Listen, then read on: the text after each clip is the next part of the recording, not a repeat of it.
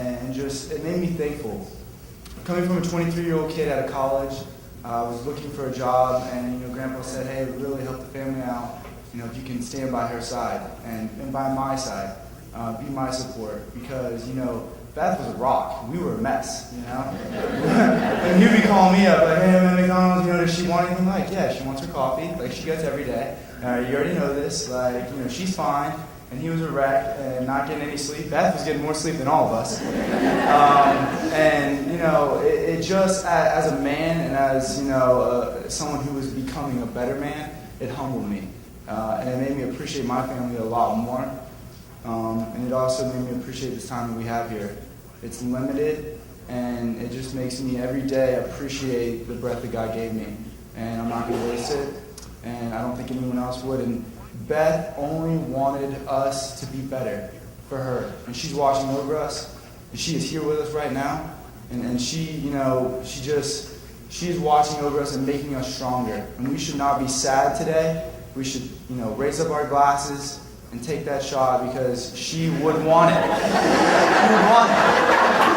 That's what she'd be doing. And she just, she wants us to have a good time because it's fading and it's limited, and we should just be grateful. And that's what I'm taking from today and from Beth, is that I was grateful to have her in my life. And I'm grateful to have all y'all here.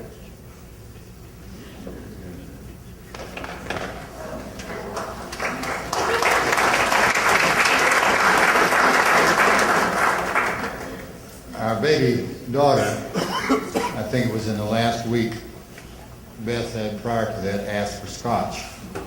And we wouldn't give it to her because we weren't sure what the pills would react to. So in the last week, Marcia slipped her scotch. Had to feed it to her on a sponge, but she said there was a smile come to her face after she scotch. Anyone else from the family want to say anything?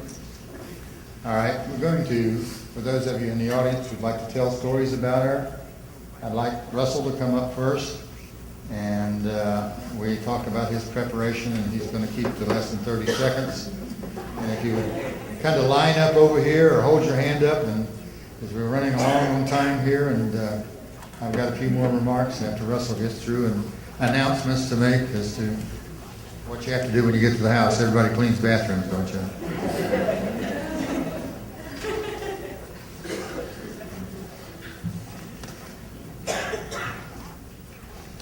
I kind of thought we were coming here to celebrate the life of Beth.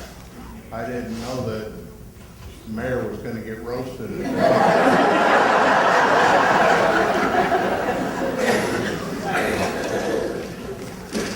Beth would have appreciated it. For those of you that don't know me, hello. I'm Russell Davis from Naples, Florida, and I'm so honored to be here to celebrate the life of Beth.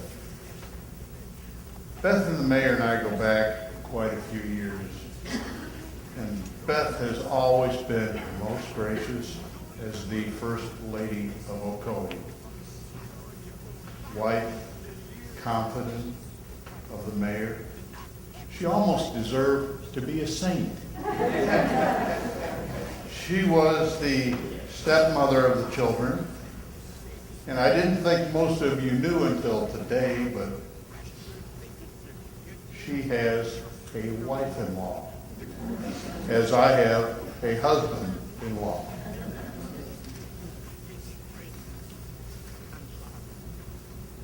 Here I am at a Baptist church, but I have to tell you that Beth and I have sipped a few scotches together. I was the one who introduced her to frozen scotch. And I don't think the mayor has forgotten that caper yet. You've heard the song probably by Tammy Wynette, Stand By Your Man. Beth was always there. Proud to be the wife of Scott. Yes, Beth was his confident advisor, supporter, just a few of her many chosen tasks. Beth will always be remembered for her great love of music. I can remember one time in the living room when Marlene Jackson and I were there, she told us of an upcoming performance and said, "Would you like to hear my part?" I can still hear her singing, "Jingle, jingle, jingle." Many times. She loves me.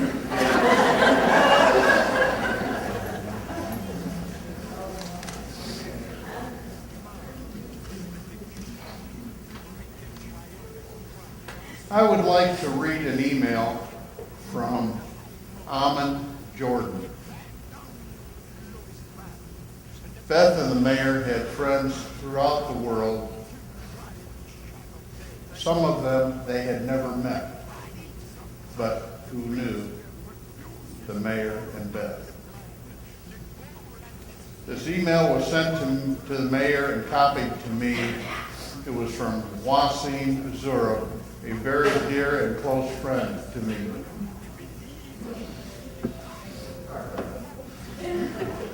That's the mayor. He also arranged for me to spend time with members of the royal family while I was visiting in Jordan. Wasim and I have spoken many, many times with the mayor and Beth. Many times. Some of my favorite people. Even though he has never met them, Wasim felt as if he knew them. With permission, am I supposed to quit?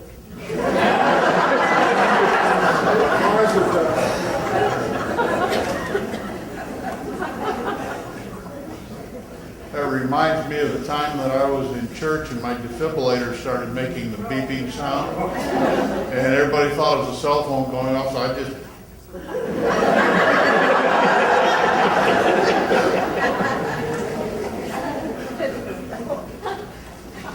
Even though Wasim had never met them, he felt as if he knew them. With permission of the mayor, I would like to read the email that was sent to you.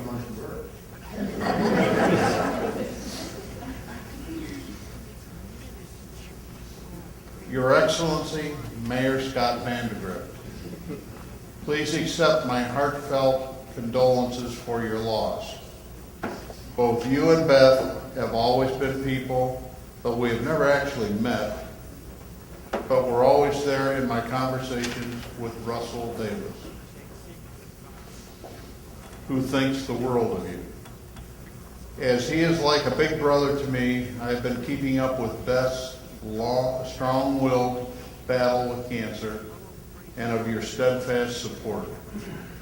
I am sure that losing a loved one is something no one recovers from, but was assured by Russell of your faith and your beliefs and confident of your strength in this most trying of times.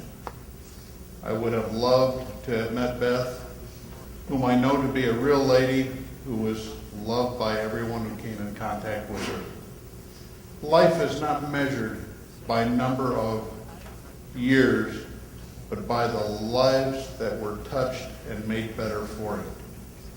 May she look down on you from the heavens above and feel proud that her love is carrying you through these tough times and keeping you strong. Your Excellency, I may not know you personally, but I feel like I do. And I will keep you in my prayers and wish you serenity and peace. May God rest her soul in eternal peace. Wasim Zura, Amon Jordan. That's an example of people that love Beth and love Scott from throughout the world. Wasim emailed me today inviting the mayor, Marlene Jackson, and myself to Jordan to be his and his family's guests. I would like to close with this. On one of my trips to Barbados, I was walking through a cemetery on a hill with a white church a break in the trees, near a cliff overlooking the ocean. As I looked down, there was a headstone. If my memory serves me well, it was from the 1500s. That headstone read, "If music be the love of life, play on." I say to you, my dear Beth, play on. May God bless you and your family, Beth. Thank you for the wonderful memories.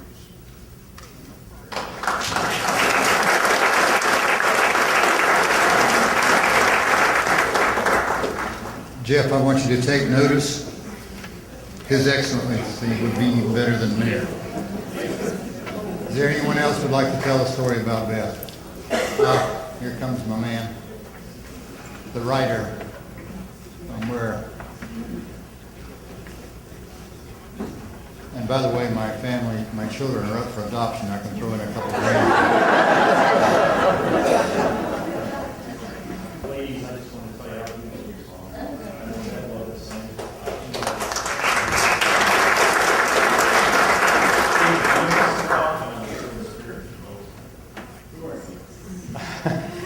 I'm Larry. I'm that conservative in the letter.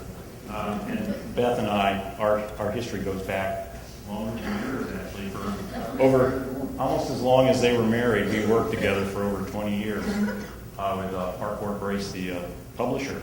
And I met Beth shortly after she had come down to Florida after I got hired. My story about Beth has to do with, it's so typical of all of this. It's what they're all about. I mean, everything that's happened here is exactly the way Scott and Beth are. You can really tell the worth of someone by their character. And the truth of that, I think, is everybody here who's been touched by these characters, our lives are much richer. I have to look around for it because that was a going thing. Beth and I would kid a lot at work. She was my mentor in editing. She helped me in a very hostile corporate environment that I probably would have ended up leaving much sooner than I did than the 20 years I made it in, simply because of some of the things that went on there. As Scott mentioned in the letter, there was one incident, the Chucky incident, which occurred, and this is so typical of how Beth was. We were working under a real tight schedule. Everybody was under pressure, and the advertising marketing people had this scheme for a poster that was going to display these very picturesque GQ kids who were going to be marketed as featured throughout this program. The program never made it, but it was so tense, and Beth was this way. You know, humor always makes things better. You all know that. I came in one morning, and one of our editors, she had this picture of the Chucky doll in her office, and I was so tempted that I went and took a picture of the Chucky face. I reduced it down to size perfectly, cut out many copies